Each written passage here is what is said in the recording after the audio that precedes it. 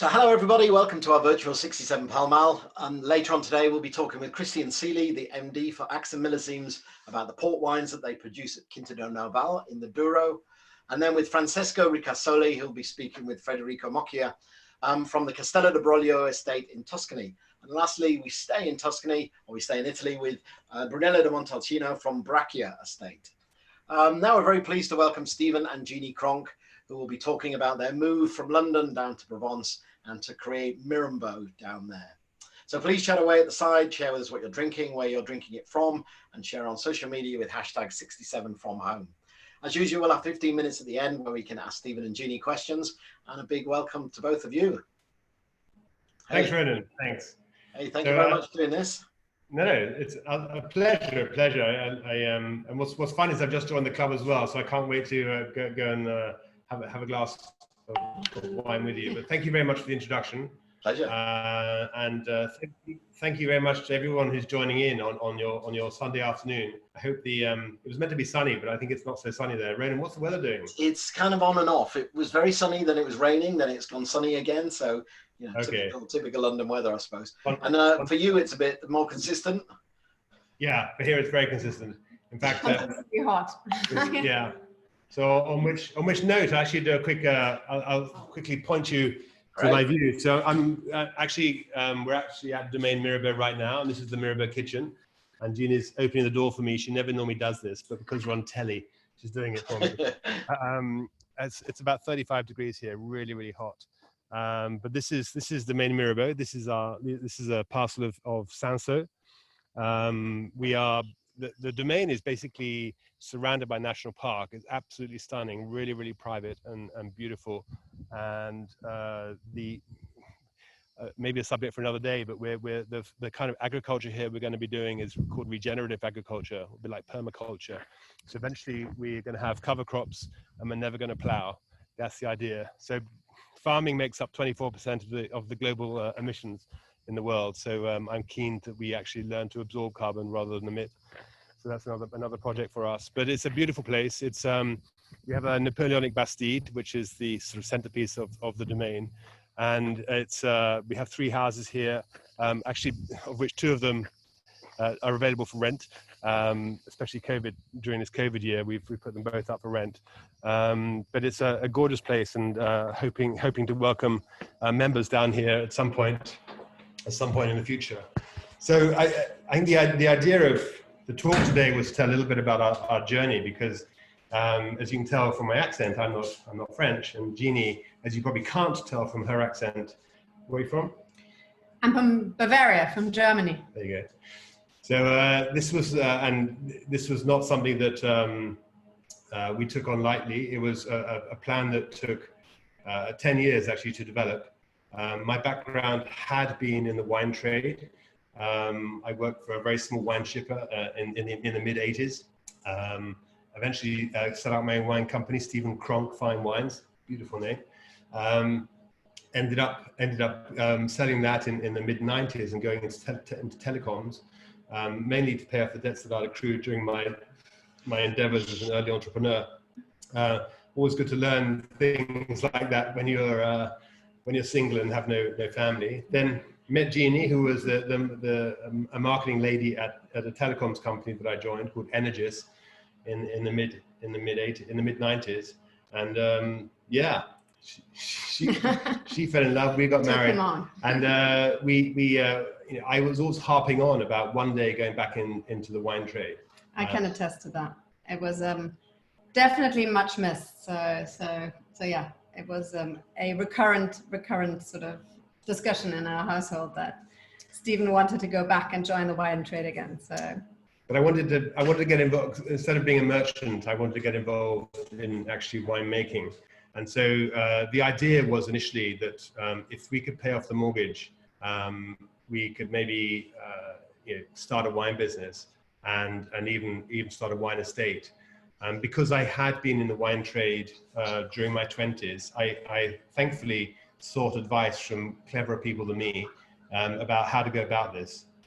Because I'm sure several of you have heard the expression that you can make a small fortune in the wine business if you start with a large fortune. And that is often the way it goes in the wine business. It sounds romantic, but it's tough. It's really tough. So I started to take counsel from former friends in the wine business, and I ended up doing a tour of Southwest France. I met a guy called James Kinglake from Domaine Bégood, and I met a guy called Matthew Stubbs, who I'm sure quite a few of you know, Master of Wine. And he basically, and this is when I was taking holidays during my summer holidays, and he explained to me that there are 3 V's in the wine business. And again, forgive me if you've heard of this, 3 V's. So there's viticulture, which is growing the grapes, vinification, turning grapes into wine, and vendre, in French, to sell. And they're 3 quite different skill sets. And I think because of our background in technology or telecoms, we're so used to specializing and so used to outsourcing to specialists. We thought, well, that's the model we should try and apply on the wine side. You know, some of the farmers here have been farming for generations. I can't drive a tractor. So yet normally in the wine business, one is expected to control the whole supply chain from farming through to selling. And that for us wasn't a very effective way of doing this, because there's so much that could go wrong that we had no clue about. Yeah, and it's very tough when you're not numerous as well, because quite often we see it here around us frequently that people, you know, it's a real struggle to do everything from, you know, maintaining your vineyard to being suddenly putting on a suit, flying to Düsseldorf, be at Provence and be an amazing salesperson, and then run a website, do social media. You know, it's actually for people who haven't got a large business, of which there are many in the wine business. It's a really tough gig. So we sort of focused on what we knew we could do and what we knew we were good at, which was to some degree the assemblage, the blending, the marketing, the understanding the customer, being more in tune with the customer, I think.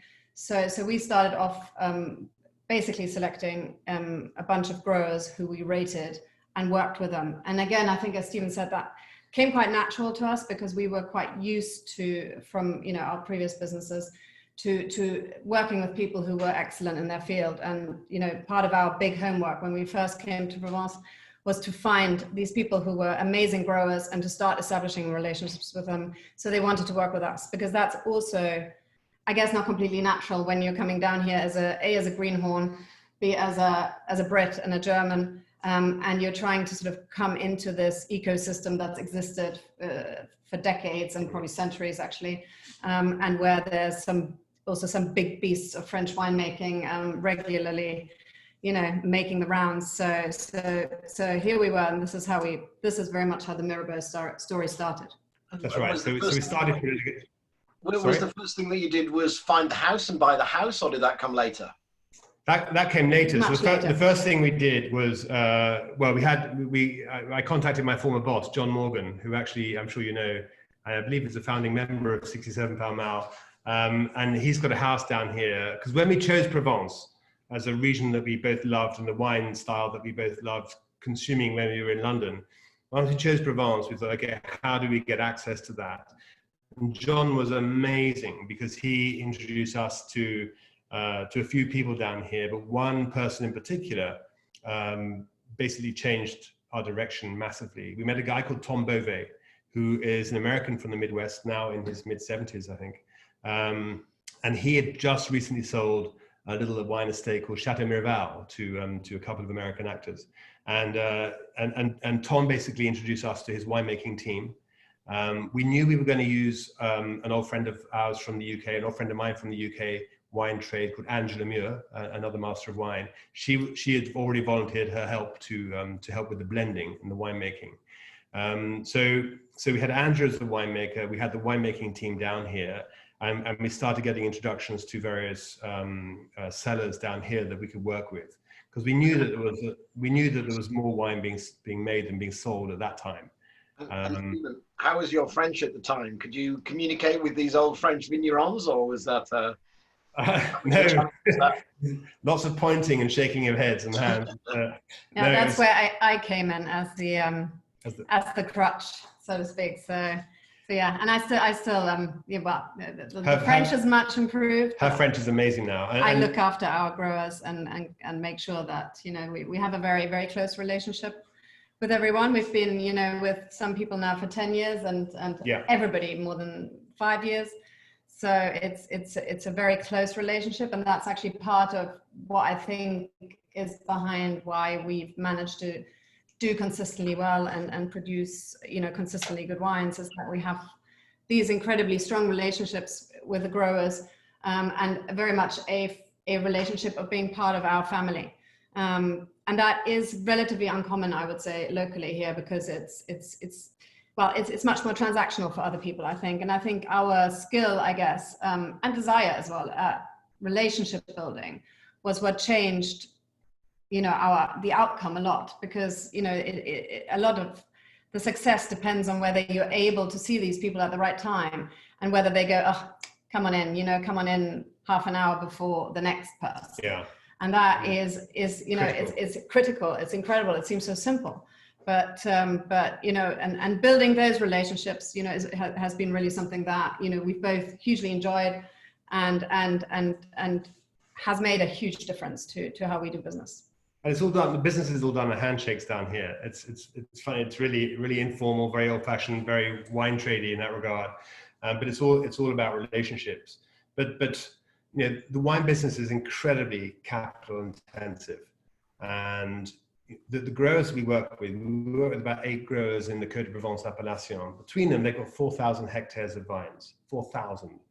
And the better our relationship, the earlier we can get in. So, you know, I've got 14 hectares here. You know, this is more of a passion project because I really want to make amazing wine here.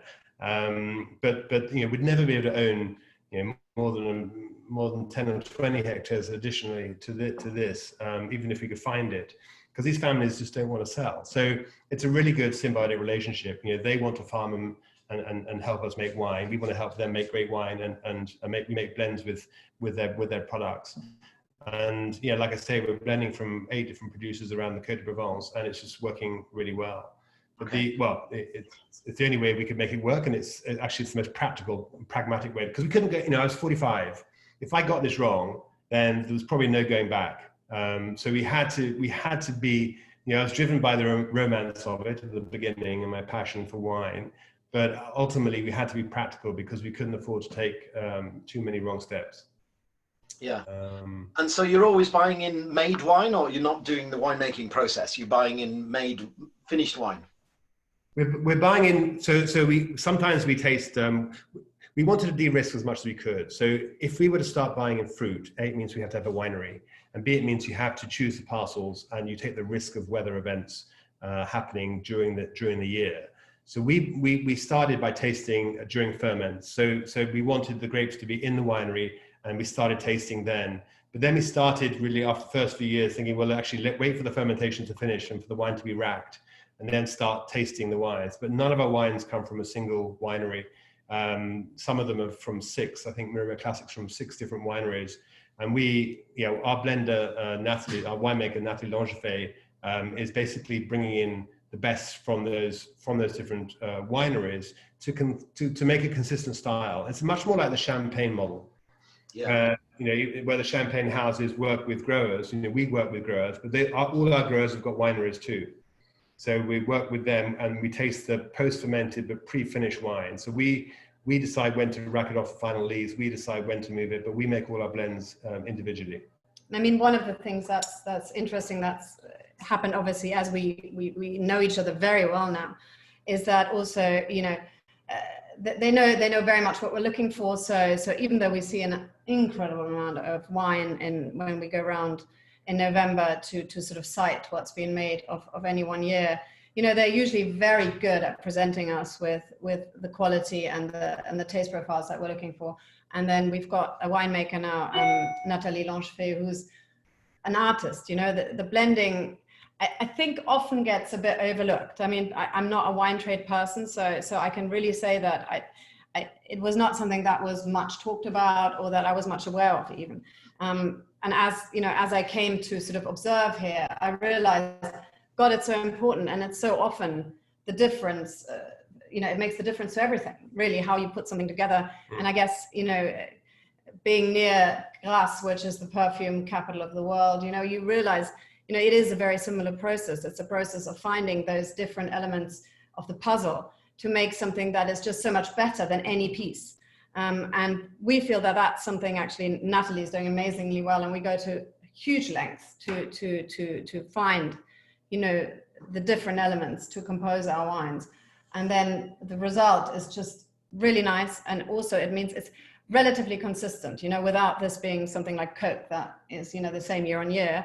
We blend to a style and we're able to recreate that style, and people know that style and they enjoy that style. And again, you're much more like, I guess in the champagne analogy, that people like a certain style for certain wines, and they sort of expect to find them, even if you sometimes hear that, oh no, I don't mind if it's completely different, it's fine, that's nature, taking its course. You realize that a lot of people actually say that, but don't really mean that, because when it tastes different, they're disappointed, or they don't feel that they got the bottle that they know and love. So the way we work, we can, even though we constantly work to improve ourselves and to always, be the best we can be, we do know that we've got a certain consistency of style that is appealing to people. Yeah. And I'm sure many of us watching, really feel that, you're living the dream, doing what a lot of us that work in London would love to do. But I'm sure there were times that you thought, I'm not sure if this is a great dream. So what were the biggest setbacks, the biggest hurdles, biggest challenges for you? Did you ever think this is not going to work, or? Yeah, no, there've been so many. I think for me, this was really much my Stephen's own personal passion, and I was dragging my family along to live the dream that I had. And Jeannie wasn't really a wine person, as she said, and our poor children were dragged along regardless. Our children at the time, but George was a baby; he was 14 months. But Felix was 7 and Josie was 8, and that's what really upset me when I saw them crying at the school gates. Daddy, why am I going into this new school? I don't know what they're saying. That really knocked me for 6. And I used to still get very emotional when I think back to those moments where nothing had happened. We hadn't made a bottle of wine. We still had it was just an idea. And yet our children were crying themselves to sleep every night, wondering why Mummy and Daddy had taken them away from their friends. Well, and I think as anybody who's been in business and the wine business maybe more particularly, so it's a long, you have to be in it for the longer term, and you don't, success doesn't come very easily, very quickly. It's there's always something that's complicated or that's different to last year. So it's and then in France, of course, we have an enormous amount of paperwork. I mean, an enormous amount of rules and regs, and that you can't even imagine exist. And basically, the first thing Stephen and I had to do pretty much as soon as we started is take on a French person who could deal with the admin, and even just the admin of us living here and kind of setting up a tiny little incorporated business, and that is, you're unprepared for that, and that sort of continues apace, to be honest. I mean, it's almost as quickly as you can solve the various forms and puzzles, they kind of put a new one in front of you because something's changed, and you now need to do this. And there's always the unexpected. I mean, this year or last year, whatever we had, 16, we had Brexit. This year with the USA, we've had tariffs, and then obviously we've had COVID, which is terrible, and no one could have predicted that. But there's so many things that come out and do trip us up, or try to trip us up. But the big break, I just quickly like to talk about the big break, because basically we had this. It was a concept. We came down here. I had quite a good job working in telecoms, and I was offered a big promotion one day, and I told my boss, no, I'm going to sell the house and go make wine, and he laughed at me. But we gave up. I would say we were very established in Teddington, in southwest London. We had our two eldest children were very settled in their schools. We gave up a career. We couldn't afford to get it wrong, like I said earlier. And so it was only when I took my first bottle into Waitrose to see the buyer there in Christmas 2010, and he said, well, why should I buy from you? There are 600 wine producers in Provence. There are, I think, 70 or 80 negociants. There are literally thousands of Provence brands, if you like. And he was saying, why should I buy from you? And that's where, and I was prepared for that because my background was in sales. And we said, because we're going to make sure that we help make this work. You know, we knew that social media was just beginning to take off. We knew that we were talking to the UK consumers, if you like, as if they're talking to ourselves, because we'd just been there. So this was always going to be our focus market. And the buyer's name is Nick Room. And every time, and you might know Ronan, but every time I see him, I give him a big hug. Pre-COVID, gave him a huge hug because he gave us that first big break. And he said, okay, Stephen, I'm not sure if I believe you, but I'll give it a go. He said, you know, I buy for 300 stores, I think it was, 300 Waitrose stores, and I'll put you on the bottom shelf in 60 stores. Now that's where we exit brands. So if you believe you can really do it with your social media stuff, you can really help move the wines, then I'll try you there, because that's what, because to sell, they say in retail, eye level is buy level. And if you're down by your feet, no one's rushing in to look what's at the foot level. So, and he gave us a big break, and it worked because we sold out really quickly. And now we've now been in Waitrose for 10 years, and it's just fantastic. And you did have quite an extraordinary run on social media over one video that you did. It went viral, so tell us about that. I was kind of hoping we weren't quite expecting that. I was kind of hoping you would mention that, because, you know, 6-7 pound mile is a very serious wine person's club, and yet, yeah. So at 1 o'clock in the morning. Yeah, well, so yeah, so we said we'd use for social media, and back, you know, in 2010, Instagram, I don't think it even existed. So we were doing lots of YouTube videos, because I always thought that wine is one of those products a lot of people love drinking, but a lot of people are insecure about the knowledge, and feel a bit intimidated by these master sommeliers who come up and say, hello, sir, has one chosen the wine list?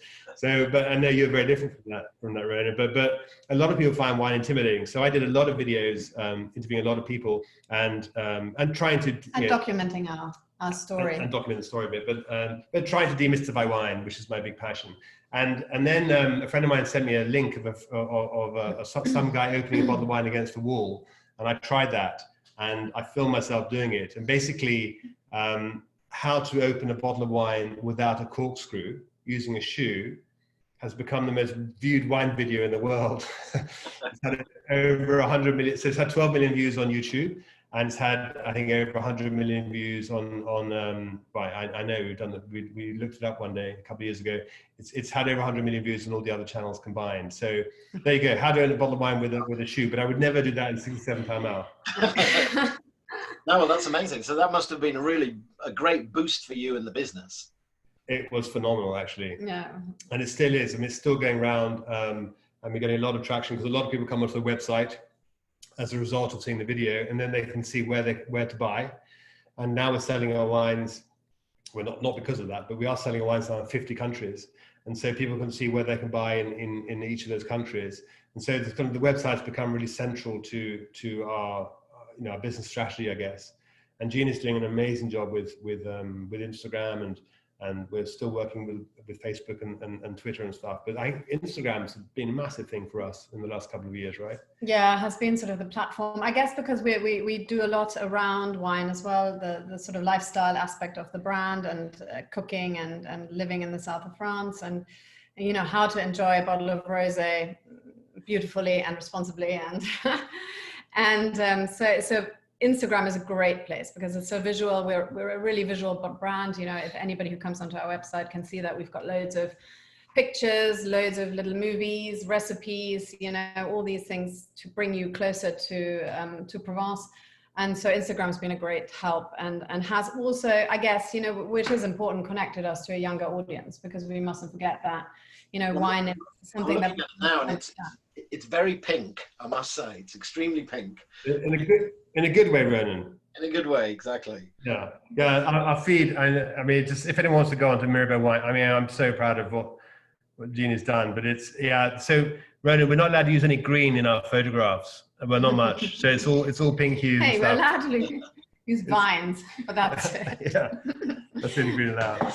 Yeah, no, so it's great because I came from I'd retrained, I've got a marketing background, but then I retrained in interior design so for me, design was something that that was my passion. So it was amazing that we kind of could, I could express myself within Stephen's passion and Stephen's dream of wine, that I could find really my own sort of path in terms of, expressing my creativity. I love doing the bottle design, the label design. And we've tried to build out that, sort of creative brand, but always using, recurrent elements, recurrent colors. And I think I think the range is quite recognizable now and looks really lovely on the eye. And we think that is important. A lot of people choose their wine visually. I always thought, well, and that was the only means when I was a non-wine person, that was the only means I had of choosing it. And I thought, somebody who takes care of the outside of the bottle, okay, 80% of the time is going to take care of the inside. And I feel like I didn't fare too badly with that kind of, that way of picking. And so that's something that very much we've adopted, that we feel that, it needs to look great. It needs to be attractive. It needs to be something people want to have in their home, and that they want to gift to friends. And that's been something that runs through all our, everything we do and everything we make. But we always want to be judged, obviously, on what's inside the bottle. But it's true that I think packaging often sells the first bottle and then the wine sells the second bottle. After 10 years, thankfully, there are enough people now who've bought the second bottle. Yeah, well, the packaging is very good. I mean, it does give a kind of lifestyle image and all that sort of stuff, around the wine. It kind of makes you want to drink the wine just because of the feeling that you get from the packaging and all the marketing. Yeah, it's a great label. Yeah, thank you. And actually, Jamie Oliver was using it in his cooking show. Was it last night before, on Friday night? Yeah. And you could only see the top of the bottle, but we had lots of friends say, "Hey, Mirabeau's on TV." In fact, our logo actually tells our story. It's based on a tree of life, and it's based on a vine with 5 birds, and the 5 birds represent us 2 and our 3 children, and the vine represents lifting up our roots from London and putting down new roots in south of France. So there you have it. So I don't know if you want to, is it quite interesting to chat a little bit about the things that we've done around innovation? Yeah, things absolutely. that are not that common in wine. First of all, hang on, Fran Bridgewater is just saying that the video is legendary and the home barbershop one looked fun too. So yeah, home barbershop. Yeah, Fran, I love you to bits, and thank you for keeping us going for so many years. I know Fran and her husband. So it's decipher what that is. Gavin's. No, because remember we did a video of having to give George a haircut. Oh God, yeah. So that was that one. But yeah, so one of the facts about wine is that the majority of wine is consumed by people who are over 50 years old, and so this is a problem. This is an elephant in the room that the wine trade needs to acknowledge, in our view. And so we need to bring younger people into the wonderful world of wine. In France, it's 78% of consumers of wine are over 50. It's really amazing. So we've introduced, last year we introduced into Waitrose wine, a beautiful rosé in a can, which over here they thought we were insane, but in fact now they've tried it and realized it tastes great, and the packaging's got nothing to do with, these days the can is a great format for packaging. So that's really helped, because people want to, they want to grab a can of wine when they're at a concert, or they want to take a few cans on a picnic, or they want to just have a can size serving in the fridge rather than opening a whole bottle. That's the first innovation we did. Then we did Forever Summer, right, which was quite a big one.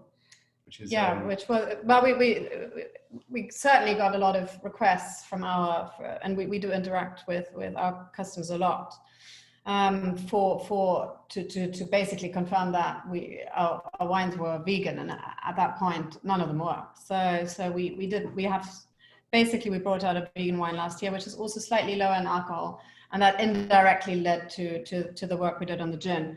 But yeah, which we'll come to later. Yeah. So in the meantime, Forever Summer was the first Provence rosé that basically put that on a label. I mean, it's an IGP med, so we don't talk about Provence too much, but it was on the label that it was vegan. And we took it down to 11%, so it was that little bit lighter, which is quite nice, and appreciated by ladies like myself. Well, also because people sometimes people mistakenly think that rosé is lighter in alcohol, and as you know, Ronan, it's not necessarily. You know, you still have to get the grapes to full ripeness. So our wines are typically 12.5 to 13%, usually around 12.5.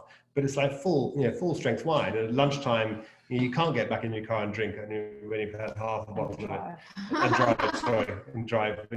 So there are some myths that we like to dispel. That's one of them. The other one is that if it's pale, it's dry. That's not true. There's no correlation between residual sugar and skin contact, which is how the color comes about. Provence rosé, by the way, is always dry. I know a lot of you would know this, but basically under the appellation rules, we're obliged to ferment out all the sugar. So it's always a safe bet to choose Provence if you want a dry wine. And they usually are always very pale, but that's not necessarily a direct logical link. But anyway, so should we try a few wines? Because I think a lot of people watching it probably got a few in front of them. You'll talk through the gin when we try it. Yeah, we'll talk through the gin later. Ronan, should we crack open a few bottles? Yeah, absolutely. Okay, and throw any questions our way as you go along, if anybody from the audience has written something in. Yeah, well, Carrie. So this is the first. Yeah, but Carrie was asking, what is the taste profile that you're aiming for? Is it kind of like a Domaine Ott style, for example? That depends a bit on the cuvée. I think that'll become apparent as we chat through each wine. Yeah. So we haven't styled our wines on anybody else's wines. We've styled our wines on profiles that we enjoy. But you'll try with these three wines, you'll see they all actually are really quite distinctively different from different grapes and different terroir as well. So this is Mirabeau Classic. So this is the wine that we've been selling. This is our 10th vintage. And again, thank you, Waitrose, for believing in us from day one. And this is our best-selling wine. I think more than half of our production is Mirabeau Classic. We called it the first year we didn't call it anything because it's the only wine we made. But then we had to, when we created our second wine a few years later, we had to give it a name. And we called it Classic because it is a classic Provence. It's always a blend of Grenache, Syrah, and Cinsault, which is a classic Provence blend. And it's really, it's summer fruit, it's summer sunshine in a glass. It's I always get red fruits on it, strawberries and cherries even. It's a really approachable wine. It's a happy wine. It's a complete multi-talent as far as, consumption is concerned. I mean, very nice on its own on the terrace, but also actually it's got enough structure, enough fruit to be quite a good food wine. So and especially with food that's got a bit of taste to it, I would say. It's super versatile. I think that's one of the big reasons why Provence Rosé over the last 10, 15 years has become such a hit with the great British drinking population, is because it's so food friendly. I'm sure, Ronan, you're now selling a lot more rosé than you would have done 15 years ago. Yeah, I think so. I mean, I think it's been a phenomenal success. Provence rosé in general has been a great success. Yeah, and I think that obviously it's fun because it's really evocative of a place. If you're drinking a Sancerre, people don't picture Sancerre as a town or a region, but with Provence, people are picturing it, and often they've been there. Even if they haven't been there, they know. It evokes the Côte d'Azur, Saint-Tropez, lavender fields, perfume, all these wonderful. There's happy moments. And it's usually holidays as well. So it's holiday moments, yeah. Exactly. And I think just one thing that's quite nice to say is that we've always looked for freshness in our wines, because that's something that can quite easily, especially with sort of slightly fruitier expressions like classic, if it's not well made, it can sort of build up in the mouth and can be a bit, a bit much. Whereas we blend very carefully to make sure, even if you've got a fruitier expression on a wine, that it maintains that beautiful, dry, fresh kind of finish to it. And that means you can, you just enjoy the first glass and the second glass and maybe the third. And maybe the third. And the acidity is something else that obviously people talk a lot about with white wine, but the rosé is equally important. And acidity is something that we go and search out. And that's one reason why we very much believe in our model of working with growers from across the region, because the acidity we're often getting from the higher altitude grapes around Mont Saint-Victoire. And then we blend them in with some of the kind of more characterful grapes from slightly lower down. So that was the first one. So that's Mirabeau Classic. I hope you like that. You can get that in Waitrose. Waitrose, yeah. And also online at slurp.co.uk. So this is the wine that most people would never have seen, because this is really for the on-trade only. So this is called Mirabeau Azur, which is rather unusual because it's 90% Grenache and 10% Cinsault. So it's a very unusual blend and absolutely gorgeous.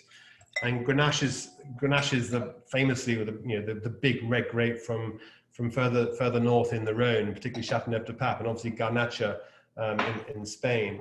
And it's just so good for rosé here. And this wine is absolutely stunning. It's a very different profile from Classic. If you try it, you can try the two together. I can't see pictures, but if you can compare the two together, this is slightly more raspberry, still a red fruit, but it's a slightly more foody wine. I find. The mouthfeel is different. Yeah, it's a lovely wine with food. I mean, we looked for that as well because we knew, obviously, that a lot of times it would be served with food in a sort of restaurant setting, and I think it's a really lovely, smooth, just delicious wine. But the acidity is so mouth-watering. I hope you can get that. And the acidity won't be quite as detectable in your wines as it is in mine, because yours is in little bottles and it would have been opened a few days ago to pour in that, and the CO2 levels would have dropped off. I don't want to get geeky, but CO2 is obviously a big impact on primary aromas and acidity as well. But when it comes straight out of the bottle, the acidity is leaping at you and it's absolutely stunning. So I thoroughly recommend that, and maybe one day Ronan, we'll have a glass of that together and you'll see what I mean. Absolutely. So this is Pure. So Pure is actually our second wine. Our second wine. Yeah. And it's a gorgeous wine again, and it's the only wine in the range that I was allowed to design, which is why it's the best. Hey Ronan, no pressure. But so we've made this for 7 years, and for us it was for me it was a pure expression of a super top end Provence rosé. And this is much more. The big thing I wanted to get across with this wine is minerality. And you'll find that with Mirabeau Pure. I mean, all our wines have got good minerality, but this one in particular has got a beautiful structure. Very savory. It's very really nice. It's zingy.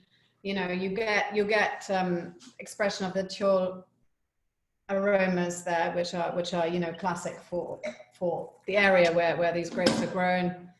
And the cold maceration techniques that they're using in the best sellers now. So you get the slightly exotic fruit as well, and grapefruit. Lots of great. I mean, I get grapefruit in that. That's just unbelievable, and I love it about it. Yeah, again, it's really very refreshing. Fresh. This is like as fresh as it gets. It's ultra fresh. And Ronan, you'd like this. 4 years ago, the Wine Advocate said this is as good as Provençal rosé gets.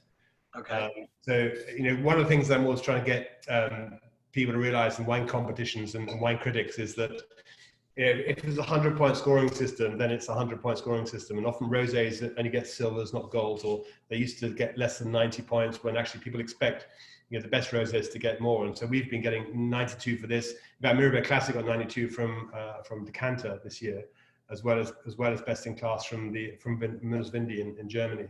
Yeah. So these wines have you got one of those in front of you, Ronan? I don't have them in front of me, I'm afraid. Okay, that's good. That means I can come and drink some with you when I'm in London next. That one looks slightly paler than the other two.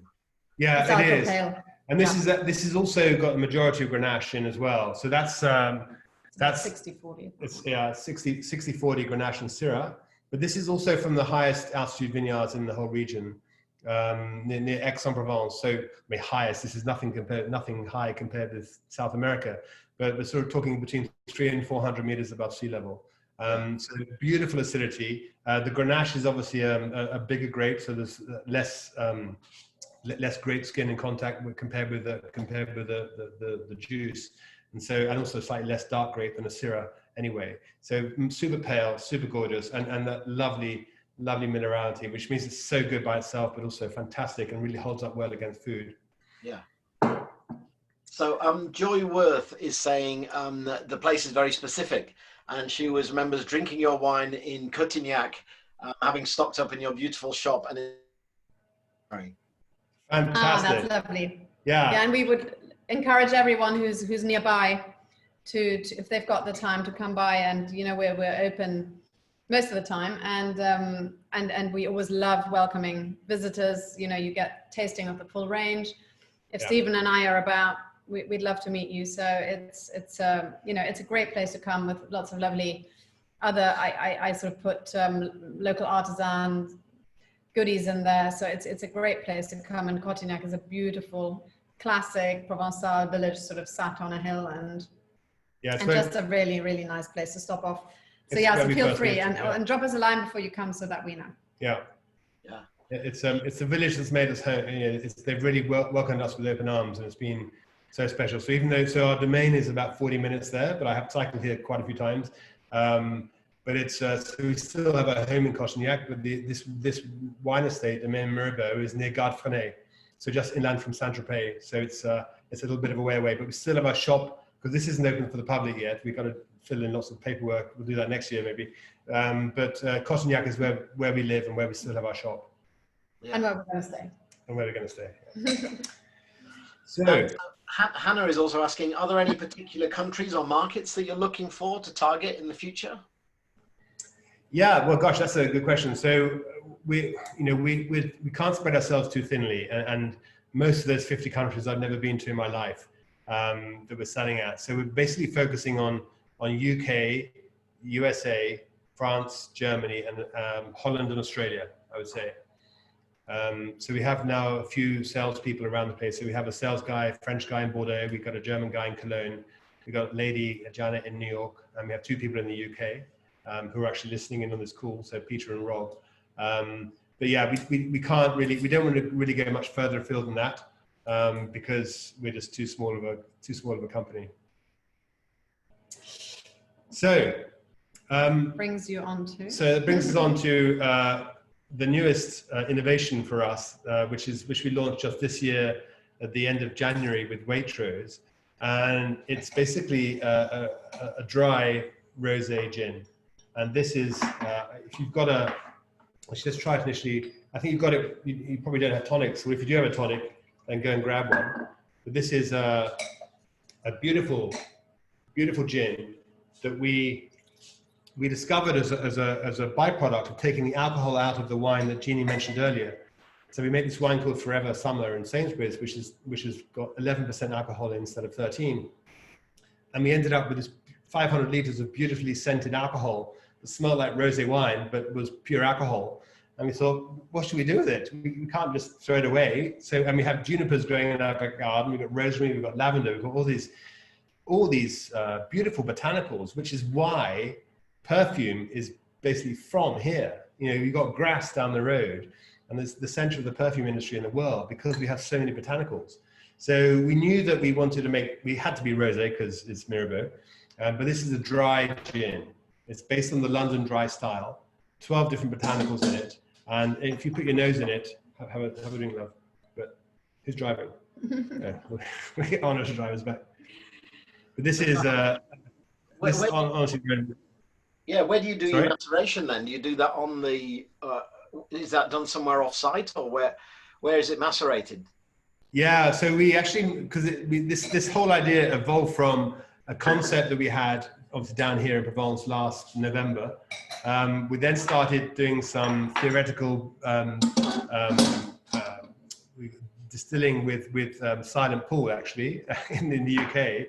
They were great at helping us kind of focus our idea. But because this is made out of grape-based alcohol, not grain, 99.9% of gin is made out of grain, whereas this is grape. So we had to make it here in France because this had to be linked back into our wine production, if you like. So we actually make this now with a really amazing producer. I was there last week in Cognac.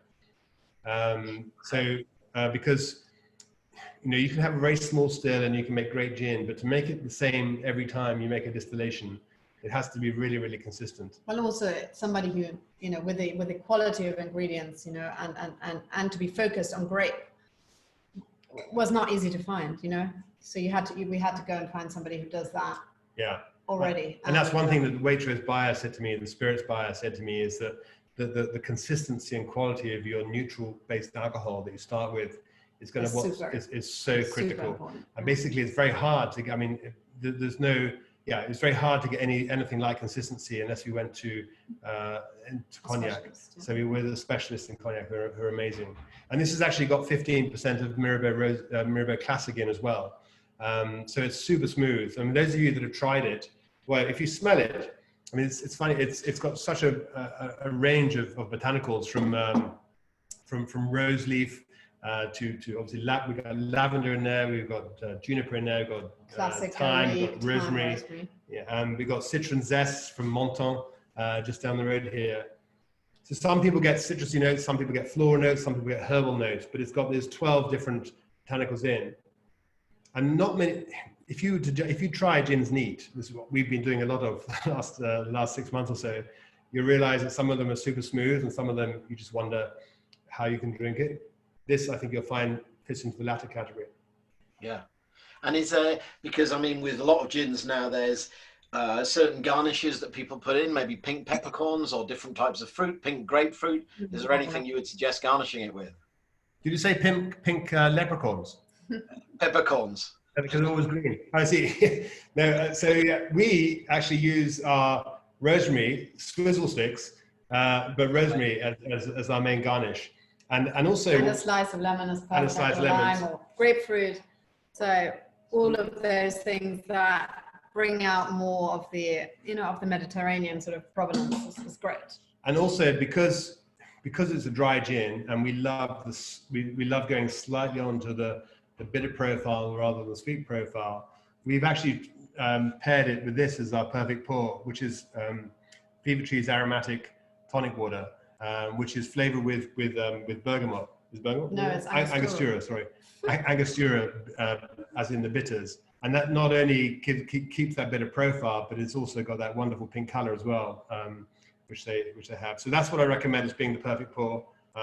And it makes it pinker, which is really nice as well. Because of course, with a normal tonic, you lose quite a lot of the pink color. Let's get some ice. The normal ones, but it's a really lovely, refreshing, and really smooth style. I think that's the thing that I really get from it too. That I wouldn't normally drink a gin neat, but it's so nice and so smooth that even I can. So. Yeah. And Jeannie designed the bottle, which I think is beautiful. I don't know if you can see it, but it's a ridge bottle. It's like an old perfume bottle. Absolutely. Yeah, it looks like a bird cage. Yeah, it looks amazing. It does. It does. And so where is gin through? So through Waitrose. Okay, right. So Waitrose have been amazing to us from the beginning, and yeah, they very kindly took the gin on as well. So it's also available online as well. If you haven't got a Waitrose near you, then we've just literally, Peter opened the web shop last week, I think. So we now have a UK-based web shop. Have you got both? Yeah, I've got both. I can spend a long time looking for my swivel stick when you got both. So there you go. Cheers. I hope you've enjoyed it so far. Cheers, guys. Yeah. And so Hannah is asking, how do you achieve the lower alcohol level in the Forever Summer Wine? So how do you extract the alcohol? Is that's through a very clever machine called the reverse osmosis machine, which separates all the liquid, basically all the liquids. So you end up with the alcohol completely taken out, and then you put back in what you think you need to make a decent tasting wine. Because we found that if you go certainly below 10, we felt that the mouthfeel really suffered, and the structure really suffered. But actually, incredibly enough, we did it much as an experiment to begin with, and because we weren't going to make it if the wine wasn't going to be nice at the end of it. So, but actually, it worked really well, and it tasted beautifully at the end too. So we thought that's the way to go. That's the way to go for this one. And any more than we took down 2 degrees from 13 to 11, and any more than that, it started to lose its structure on the mouth. Yeah, we found it was just not it's right. I'm sure Ren, you tried loads of lower alcohol and low alcohol wines, and some of them I think then you need sugar. You can't really have both. Then then you need something else to sort of to make a more ample mouthfeel. Yeah. And when you've got dry wines with low alcohol, it just ends up tasting of not much, I think. Well, it feels like there's something missing, I think. Yeah. Exactly. Yeah. And So there usually that's what we found. Yeah. So Rob is asking, is Azur the main wine available in restaurants, and where would you find Mirabeau for sale? So yes, Azure is our main restaurant wine, and we're selling that through Bibendum in the UK. But the other wines are available in a combination of Waitrose, Sainsbury's, and Majestic for physical stores, and then online with us and with Slurp and a few others as well. Yeah, we have just set up a web shop because we've found that also, especially during COVID, you know, it was really hard for people to get a hold of wine because delivery slots were tricky to have. So we've got a web shop running off our website. So if you go on our website, you'll find it quite easily. And there you can also order across the range, because that's clearly, if you're a Waitrose shopper, then you might not want to go to Sainsbury's to get, you know, the other cuvées. So you can. We have a discovery case. Yeah. So if you wanted to order a range of the wines we have online, then you can get a discovery case. But also, if you go online, you can see that we're renting out our houses here. So if you're thinking, because now that the borders, we've got air bridges between the UK and France. If anyone's thinking to come over here, come and stay at the Domain. It's a beautiful place. Yeah, and it's great to see it all close up. So they're lovely houses, sort of self-contained villas that we rent out, and then you're very close to all the things happening at Mirabeau. So it might interest some people. Yeah. Well, I mean, we're nearly at an hour now. I think that's most of the questions asked. I think there's just one more question from Ming, who's asking, do you find the color of the wine affects which gender buys the wine? Good question. You answer that. I mean, I certainly know amongst us women, for a very long time, it was the paler the better was something that people kept on repeating. Because I think that's a historical thing, because, you know, of course, a few years back when you got, you know, Provence were really the only pale rosés around, and therefore people knew that when they were pale, they would be dry. And when they were darker, people weren't so sure. I do think us women were suckers for the rose petal colors of the paler roses, but I feel that men are quite colorblind these days, like that. So men love pink in almost equal measure. I sometimes wonder whether they love it more, given that there's so many pink clothes around now. Ronan, do you own a pink shirt? I don't. Okay. No, I don't. Sorry. It's too macho. Most males are far more metrosexual or metropolitan than that, and they're very happy. Yeah, so I think it used to be more female oriented, but now a lot of men love pink and love rosé wines. When I was in Australia, I think last summer, there was a big campaign from rosé producers, and they called the campaign Brosé, and it was like real men drink rosé. So it was and had a big upturn in sales. So I don't think it's particularly gender specific anymore. It's much less than it used to be. And when it's funny because when we first moved here, we'd always start with our rosé wines, but if we're going to have a barbecue or something like that, we'd have red wines ready to open up. And we often never did, because rosé is just so good for everybody, every time, every occasion, and often every meal. So I think a lot of men are now converted to rosé. So it's made from the same grapes as a lot of the big red wines anyway. It's just that you had less skin contact. Okay, it's a different style of wine, but it's there's no reason for men not to like rosé now. Absolutely. Well, thank you so much. It's a great story. Congratulations to both of you for the success. I'm sure there's been times when you felt on a knife edge, and it's not been plain sailing, but I mean, congratulations to both of you. It's a great brand, really nice rosés. We look forward to seeing you in Pall Mall when things get a bit more normal. Yeah. And thank you so much for spending an hour of your time with us. Well, thank you so much for inviting us to appear on this. It's been a lot of fun, and I hope everyone has a lovely end to the Sunday, and hope to see you out here at some point soon. Yeah. Great. Big thank you. Thanks for listening.